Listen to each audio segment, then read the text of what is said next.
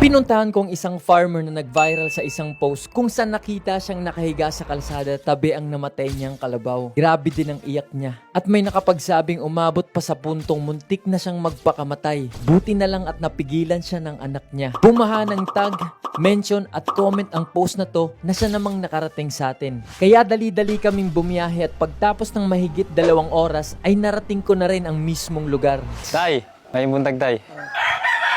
Kinumdum ka na ko tay. Kinumdum ka. So ayun, ito na yung request nyo. Maraming nag-mention sa akin, maraming nag-comment kung saan nakita nyo si tatay na nakahiga sa tabi ng kalsada, nakatabi yung kalabaw niyang kakamatay lang. So tay, Ito. kamusta naman ka tay? May lawas daw. Pila na edad ni mo tay? 68 na. Mga anak, Darag ko buo. misis ni mo, Awan na patay ang tao na. nakauman kag-eskwela? Awa ko grado dong ay. Tula ko grade 1 sa una. Naundang ko. Magdaror ko ay. So karon nagbaso ko may grado ay.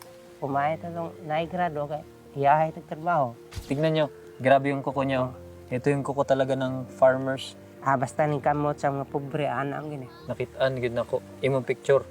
Ikaw gini tay. Oh. Ikaw gini, di ba? Ako na. Morning kabaw. Luyan ako sa kabaw ko. Ana gilbong na do. Andito mismo, sa ilalim namin, dito sa lupang to, nilibing yung kalabaw ni tatay. Hindi ko ma-imagine kung ano yung nasa loob ngayon ni tatay. Hindi ko ganta da uli mo. Huna ko magagasluhan ka. Panangga ko na bawag. Hanggang ngayon ay parang di pa rin makamove on si tatay. Nalaman ko din na muntik na pala siyang magpakamatay dahil sa nangyari. Nagunit ko kait, ana ito kung lawas ko, pailog kong bata. Agwap ang mailog ng bata, patayin ko. Kunya, wala naman kay kuan kabaw. Unsa man ni mo pagdaro? Manohon na. Okay ra tay nga di ko kahatag ni mo kabaw. Tabang, usa man. Okay ko na. Okay ka na. Ugma, mabalik ko diri tay ha. Wala man ko'y mahatag pero at least makamusta ti ka ugma. Oh, Okay ra tay? okay ko. Pagtapos ng usapan ay pumunta naman ako sa bilihan ng mga kalabaw at masusing pumili ng quality at magandang presyo. Yan, sa tingin mo sir. Makikilala mo kung marunong bang gamitin ng pag-araro. Tingnan mo dito. Makapal na. Kung mabagal na, makapal na, marunong na yan. Hawakan mo dito. Pag hindi gumalaw, ibig sabihin, sanay na.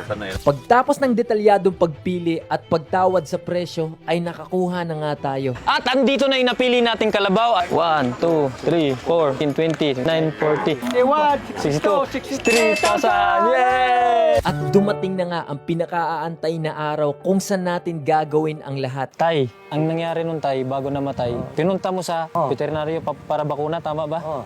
Tapos, Tapos ang kiring ka ba? Mga gakos ko nga, patay na ka ba?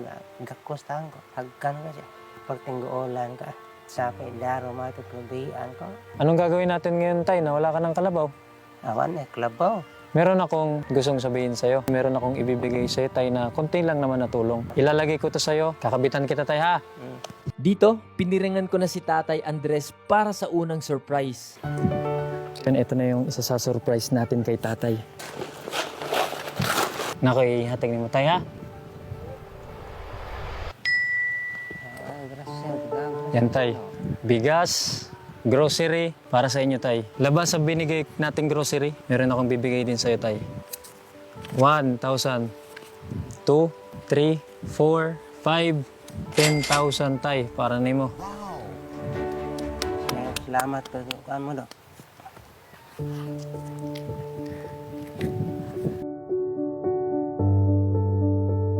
Salamat ko rin do. Oo. Salamat mo. Dagdagan pa natin to tay. 10,000 gawin natin. Additional 10,000, 20,000 pesos tay. 20,000. Ano ni? Tutog ka ba? Yan lang talaga mabibigay ko. Pasensya na tay ha. Oo. Walang kalabaw tay, okay lang?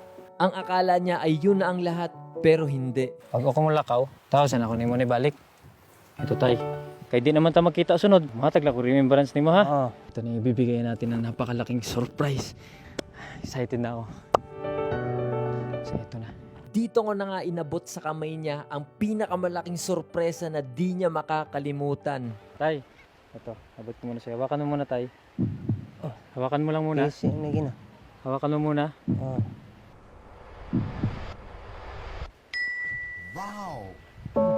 Kabaw ng taon. Kalabaw tay para sa'yo tay. Congratulations tay.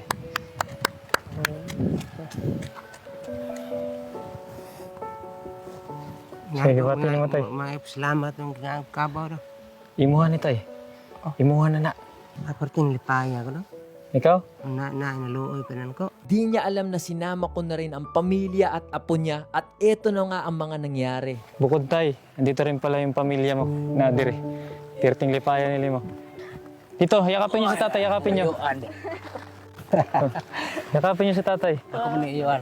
Oh, yakapin niyo si tatay. Ka bore. Lipan kay ka. Ano ka bore? Tay, tay. Dang. Salamat ko daw nga na pa din luoy mo nga naghatag grasya dang kabaw. Ya, hindi ka naiyak. Adi na hilak na Ha? lipay na ka. Nana kay grocery, nana kay kwarta, nana pa kay kabaw. Lipay na. Oh, kompleto na. Kumpleto na. Oh, kana, pakpak tanan guys. Ah, congratulations, congratulations. At finally, ngayon, nakasakay na rin si tatay sa bago niyang kalabaw. Hey!